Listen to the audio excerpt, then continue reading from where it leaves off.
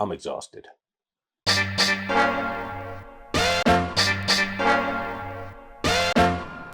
What's up, YouTubies? Welcome back to my channel. It is May 19th, and I've spent the last several days out in the yard planting the garden.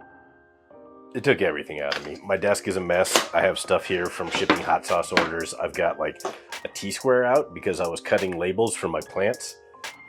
Yeah, it's like that. However, I'm also pretty much done planting my garden, and that feels pretty good. Thought I'd maybe just show you a few pictures of what I got growing on this year and share a few of the tips that came to mind as I was out here sweating my butt off, wrecking my back, and enjoying every minute of it. So the first thing, you've heard me say this all year, have a plan. I knew at least, all the plants that I had because I had my spreadsheet, I had a full list, and I have my ridiculous spreadsheet map of my yard, so I could figure out where things were gonna go. I also knew going into this, I was way short on space. I added some extra in-ground space this year for my peppers by adding new soil and making it a decent growing habitat, I think. We'll find out as the year goes on. But as I was planting, there was a couple of things that I was very, very careful about. One, making sure that everything that I planted, I quickly wrote down where it was, or I added it to the garden map on my phone, whatever it took, just so that every plant that went in, I was sure I documented what it was and where it was. And then I immediately threw in a stake. Stakes are super helpful for pepper plants. Tomato plants don't do as good with stakes depending what type they are. You usually want something a little more like a cage for those, right? But for peppers, I've had great luck with these bamboo stakes. They're 4 foot long. I break them in half when I need shorter ones for potted plants. It works out really well. It also gave me a place to put my tag. So I was making sure that every plant was tagged and every plant was staked. Other way around. Every plant was staked and then every plant got a tag on it.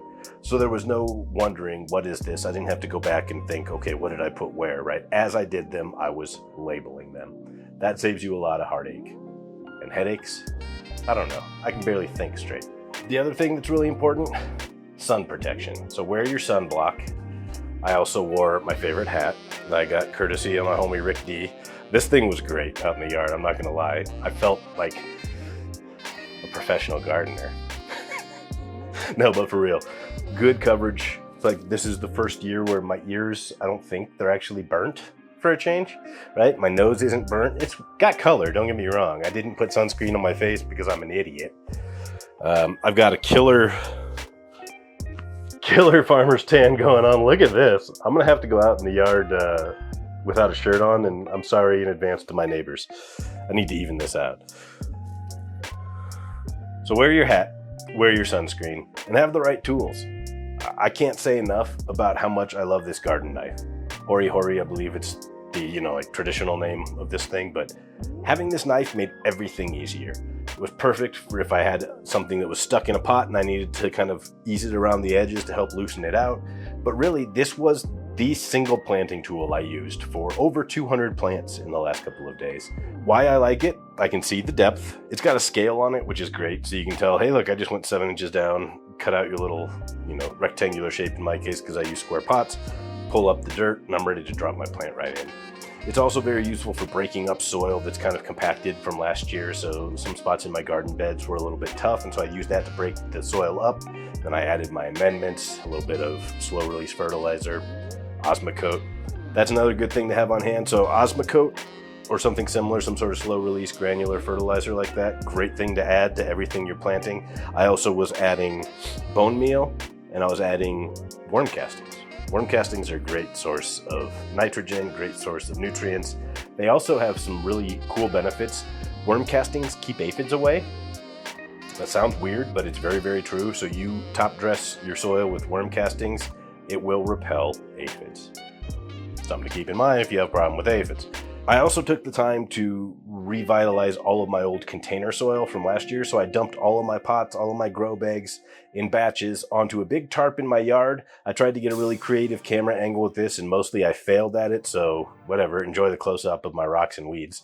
But I was taking about 10 to 12 grow bags or, maybe 10 to 20 pots at a time, dumping all their soil out. And then I was adding a little bit of fresh soil, quite a bit of fresh compost, perlite, And then I added those worm castings, I added the osmocote, the bone meal, mixed it all back up together, and then redistributed amongst pots.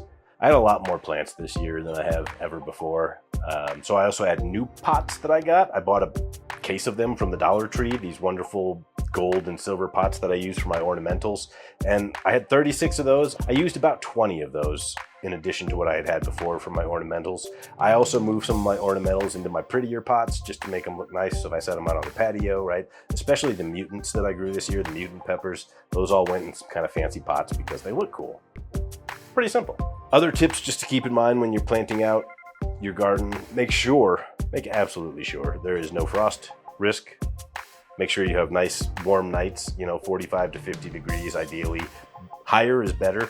In Colorado here is a kind of a high plains desert, and one of the characteristics of a desert climate is that at night the temp drops really, really far, right? So it's 80 degrees, 83 degrees, something like that today, and it'll probably drop down into the high 40s at night. It kind of slows the start of my garden season, but eventually they get over it, and by June, they'll be happy. But really, I wanted to take this opportunity to show off my plants. I'm going to be kicking off my themed grow very soon, and that is the humble jalapeno. So I am growing, I don't remember how many, 20 some odd different varieties of jalapeno and jalapeno crosses. It's one of those peppers that a lot of folks who are, heavy chili heads or whatever, they're like, oh, jalapenos are nothing, blah, blah, that's boring, that's basic beginner stuff. I humbly suggest otherwise. The jalapeno is one of the best peppers on the planet. There's so many cool varieties of it too, so if you don't like your traditional supermarket jalapeno, I don't blame you. Those are green, they're underripe, and they're a little boring. They're also delicious. But I'm going to show you what's possible in the world of jalapenos if you take the time to find cool varieties and let them ripen. Don't eat them green. That's going to be the theme of this. Don't eat them green. It sounds weird. You've only seen green jalapenos at the store. Those aren't ripe. So I'm looking forward to that. There's a lot of fun stuff I'm going to do out in the garden this year, as well as show off some of my favorite tools, some of my favorite tips, and you'll hopefully learn a thing or two along the way. So I hope you've enjoyed this early look at my garden this year. There's so much more coming. I will see you very soon, and remember, plants help us grow.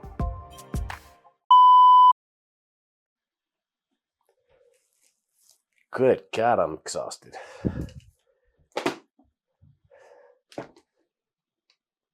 I told myself this year I was going to grow less peppers. I was going to grow less plants. I was going to take a step back from the garden. Instead, I'm going bigger than I ever have before. Brilliant.